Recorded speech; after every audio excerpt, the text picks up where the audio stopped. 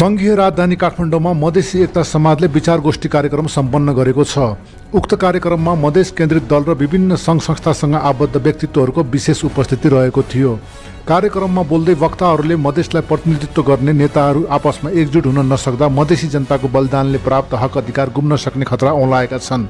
सत्ता स्वार्थको राजनीति त्यागेर मधेस र मधेसी जनताको अधिकार सुनिश्चित गर्न सबै नेताहरू मिल्नुपर्ने वक्ताहरूको भनाइ थियो। विचार गोष्ठी कार्यक्रममा आफ्नो धारणा राख्दै केही शीर्ष नेताहरूले विभिन्न दलहरूप्रति असन्तुष्टि समेत व्यक्त गरेका छन्। हेर्नुस् आजको रिपोर्ट जस्ताको तस्तै। त्यही पार्टीको अध्यक्ष नभएको राजमन्त्रीजी अर्को पार्टी भयो भने मुक्ति क्रान्तिकी भए पनि अध्यक्ष चलाउनु पर्यो। त्यो कुनै राज्य हुँदैन, त्यसबाट कुनै मुक्ति हुनेवाला छैन, मुक्ति पाउनेवाला छैन। म पोलिटिकल साइन्स पिएचडी मान्छेको छु। यहाँ के भने यहाँ दोकानमा विश्वास छ, अध्यक्षमा विश्वास। किनभने देशी शक्ति विदेशी शक्ति दोकानलाई सपोर्ट गर्छ आर्थिक रूपले। त्यो आर्थिक फाइदा हो। किनभने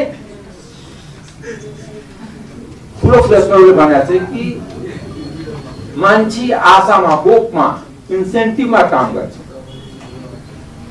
किनकि भविष्यमा लाग्छ। त्यो इन्सेन्टिभ कहाँ छ? अध्यक्षलाई छ, सदस्यलाई छैन। त्यस कारणले जबसम्म पार्टीमा यो लोकतान्त्रिकरण हुँदैन, देशको लोकतान्त्रिकरण कसरी हुन्छ?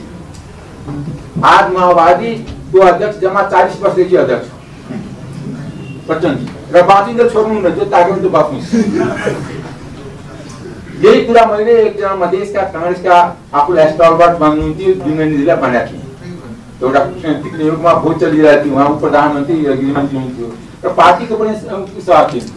उहाँले भन्नुभयो कि 2-4 पैसा खाएपछि कि म त देशको सेकेन्ड म्यान पनि यही छु, पार्टीको पनि सेकेन्ड म्यान छु, केही दिनमा देशको फर्स्ट म्यान हुन्छु र देशको पार्टीको पनि फर्स्ट म्यान छु। मलाई यस्तो कुरा बर्दाश्त हुँदैन। मैले भने कि जुन दिन तपाईँले काङ्ग्रेस एमालेको अध्यक्ष या मुलुकको प्रधानमन्त्री ताप्नुहुन्छ मधेसी भएर, त्यही दिन फर्स्ट हुनुहुन्छ। उहाँ फर्स्ट भइसक्नु भएको छ। अब उहाँको कुनै माइबात छैन। उहाँको गाउँको उमेर चाहिँ समानुपातिको लागि पनि आर्जुको सेन्डल उठाउनु पर्यो। यथार्थ राजनीतिक पर्व यथार्थ बोल्नलाई तपाईँ सत्तासँग टाढा बस्नु। सत्ताले यथार्थ बोल्न दिन्छ। सत्ता जहिले पनि सत्यलाई छोप्ने काम गर्छ। आप जाएंगे शेरपा वालों से वोट मांगने?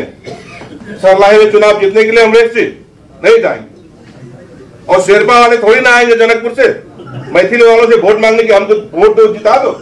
ये सत्य बात है, तथ्य। मैं ये नहीं कह रहा हूं कि पहाड़ अलग है, हिमालय अलग है। ये वास्तविकता है। तो ये वास्तविकता आप समझते नहीं हो। बड़े बड़े क्या शब्द लेकर के चले जाते हैं हिमालय पहाड़ तराई जोड़ने के लिए। मैं अगर जोड़ना है हिमालय पहाड़ तराई को तो मधेसी दल का नाम खोलना, दुकान बंद कर दीजिए। चले जाइए बिमल निधि बन जाइए, चले जाइए वहां पे विजय कुमार का रिश्तेदार बन जाइए। और भी काफी लोग हैं, क्या लाल बाबू पंडित हैं, क्या क्या पंडित ऐसे लोग हैं। तो हिमालय में भी है, कुछ लोग माओवादी में भी है। वो जगह है वो बात करने का जो बात आप करते हैं। जब मधेश का अधिकार का बात करते हैं तो सिर्फ मधेश में केंद्रित होकर दल बनेंगे। वो हिमालय पहाड़ तराई अगर जोड़कर मैं मधेश का राजनीति कर रहा हूं तो वो भी गद्दारी है, वो ठगी धंधा है, वो बेईमानी है। हर भाषा की सम्मान होनी चाहिए, हर व्यक्ति का सम्मान होना चाहिए, हर नेताओं का सम्मान होना चाहिए।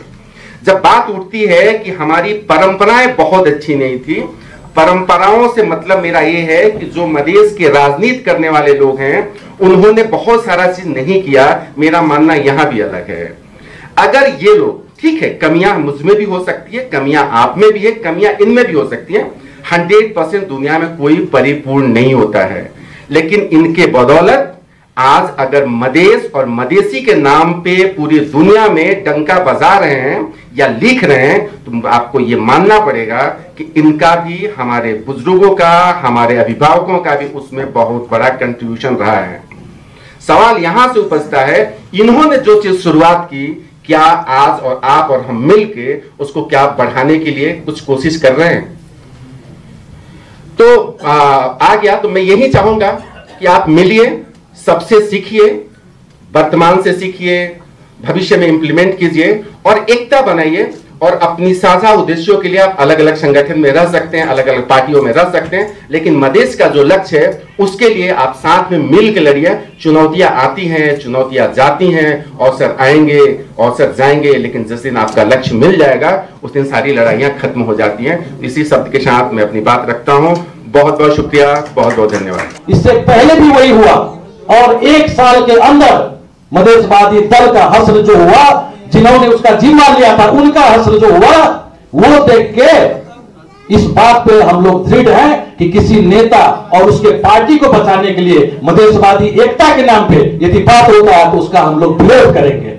हाँ, यदि सच्चे मन से मधेश और मधेशियों के लिए एकता करना है तो हम जनमत पार्टी की तरफ से हम पहले ही बोले, आप 1 कदम बढ़ेंगे तो मैं 4 कदम बढ़ूंगा, लेकिन किसी के राजनीतिक जीवन बचाने के लिए नहीं है, किसी का मंत्री पद लाने के लिए नहीं है। जो विगत में भी हुआ है, जिसका भुगतान ज्यादातर मधेशवादी दल है।